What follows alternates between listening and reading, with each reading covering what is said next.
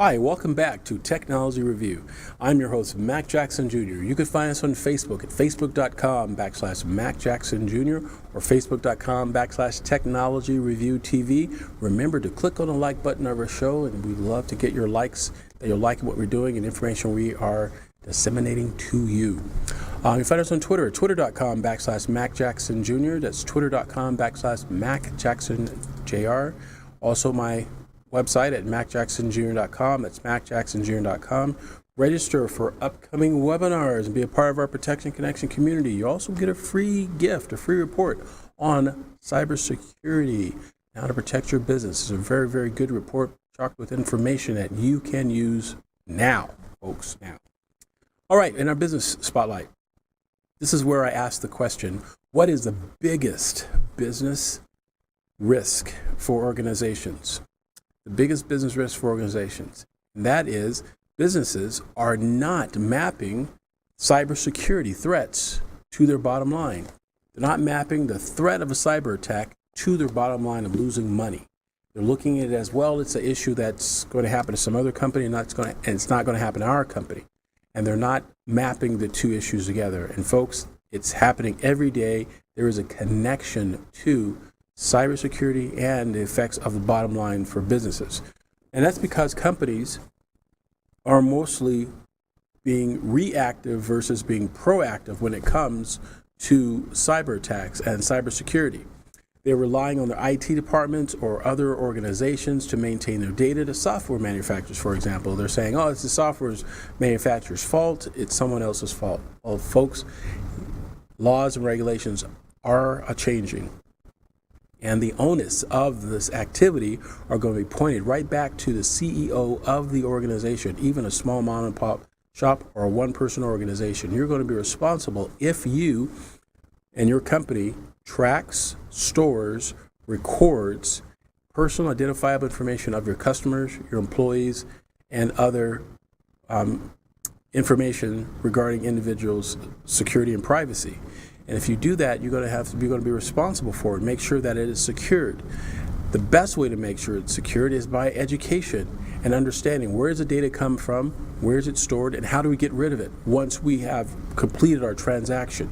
There's no need to keep personal identifiable information of your customers, your vendors, or your employees if you do not need to have them stored within your organization, because that responsibility is back onto you. So, with that said, you need to become more proactive business owner, proactive business, and be aware of what's going on, because the balance of a data breach, you're balancing against loss of business reputation, financial losses from your company, and legal entanglements. And legal entanglements could be class action lawsuits from all of your customers, your employees, as well as lawsuits coming in from attorney generals around the country and other federal, state agencies, and foreign agencies as well, if you're not protecting the information that you acquired from your customers and employees. So the best way, again, to do that is become more active, more proactive in your organizations. So then the question is, cybersecurity is not just an IT issue, folks.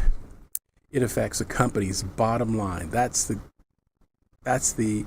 whole nutshell right there. Cybersecurity affects your bottom line, affects your pocketbook within your organization, and there's something you can do about it.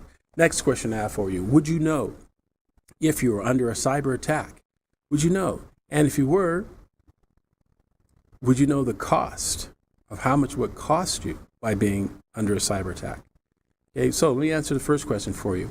Would you know? A lot of companies have reported to law enforcement, that is, to report to law enforcement that they weren't aware that there was a data breach going on in their organization. And sometimes it's been over 3 to 4 years, folks. 3 to 4 years. It means a cyber attack has happened 4 years ago, and you're just being aware of it now. Absolutely. How is that even possible? If you look at the company's financials, if there was a loss or something missing on one of your financial statements and it took you 4 years to see that loss, that would be a huge problem within your organization. You would definitely want to research and make sure that you do your due diligence and find out about it. So you need to have that same sort of reaction when it comes to cyber as well. And there are ways that you can do that. And again, a lot of it involves education. There's things that you can do in your business. How much will it cost you? It can cost you hundreds of thousands, if not millions of dollars. Even a small company can cost you lots of money if there's a data breach in your organization and it proved that your company was negligent, meaning that you didn't mean to lose the data, you didn't mean to, you've done what you thought was proper, but there's also additional things that you must have, and that's policies and procedures set up in your organization for a fire drill just in case something happens. Do you have that policy in your organization? If you do not have these type of policies in your organizations, you need to contact a cybersecurity consultant such as myself or other cybersecurity organization and find out what kind of steps can you take within your company to protect your business. So how can you do this? Well, the best thing I can suggest for you to do, folks, is through education. And I invite you to go to my website, macjacksonjr.com, and join our Protection Connection community. Now, the reasons why, because there's benefits to it. By joining our Protection Connection community, you would have access to the leading edge information regarding cybersecurity and identity theft resources. You'll be able to have in contact of what steps you need to take, who do you need to contact if there was a perception of a cyber threat to your organization and compromising of your customers' data.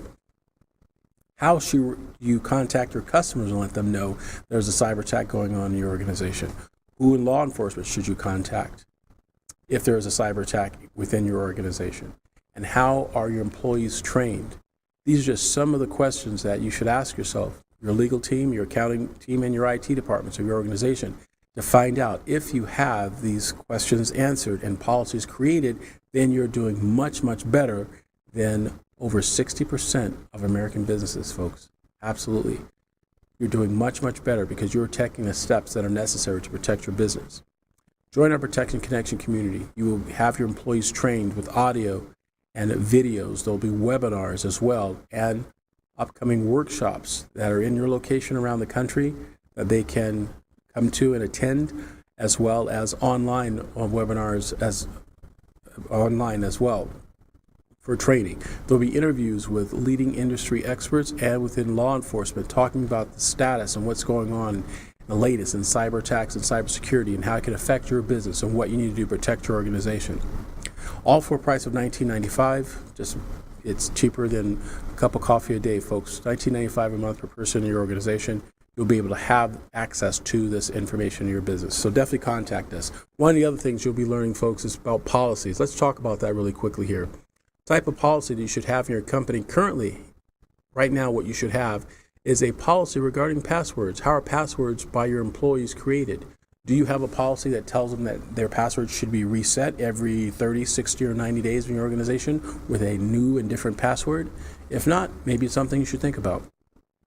How about disposable policy? Disposable of old and unused equipment. If you have an old laptop, how is it disposed of when a new laptop is purchased? The information that's on the old laptop, is it completely wiped? And what type of procedure do you have to wipe that information? Is it backed up to the cloud? Little things like that, folks. Very, very, very important. What if that computer or laptop was lost, left, let's say, for example, in a taxi cab on a way to a conference, and protected information or personal identifiable information was on the hard drive? Can your company be liable? It depends. Information like this needs to be considered, and what would your company do? Find out by contacting my company here at MJ Computer Concepts and Asim Cyber Group. We'll be glad to work this out with you. You can find us again by going to my website at macjacksonjr.com.